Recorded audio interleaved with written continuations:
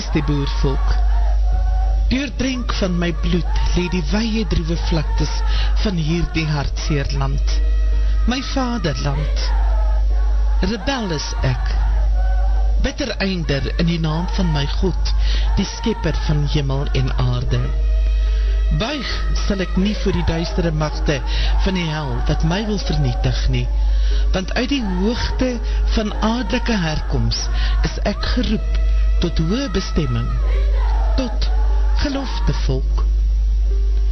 Duisende myle ver oor die rug van die see, uit die genoot, Hollander, Duitser, het my bloed en my gees gekom.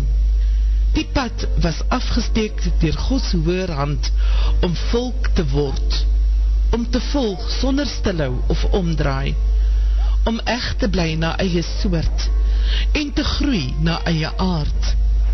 Die weg het hy in my hart geskryf. Hy het my geroep en ek het gegaan. Voor hom buig ek en voor hom alleen. Daar was tye en jare van grensloose worstelstryd, en van berg tot berg, oor vlaktes heen, het my treurlied weergalm teen die onreg van onmag, wat onvermoeid in sy nuit my vervolg en verdruk, om my jeugdige siel te versmoor. Dit is ek, die boervolk.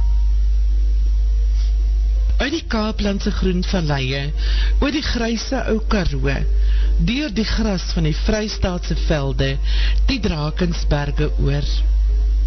Hulle gaan uit eie keuse, karaktervas, onwankelbaar soos 'n rots in die hart van 'n berg. 'n gedenkteken, nederig, hoog, sonder hande gemaak, 'n pad deur voortrekkers gestap, 'n pad om 'n volk te word, geroepe, gelofte volk. Dit was die groot trek. Die hoofoorsaak van die groot trek was die Engelse bewind wie anderskleuriges bevoordeel het ten koste van die pioniers aan die oosgrens. Moord en roof en plundering het hoogtyd gevier. So het die trekkers besiel met die vryheidsdrang die woesterny ingetrek. 'n teken van krag, onoorwinlik. Moed wat van vrees nie weet nie, wie vir mens of dier of vir die duivel nie terugduins nie. 'n ewige krag wat die tydelike liggaam dryf na vryheid.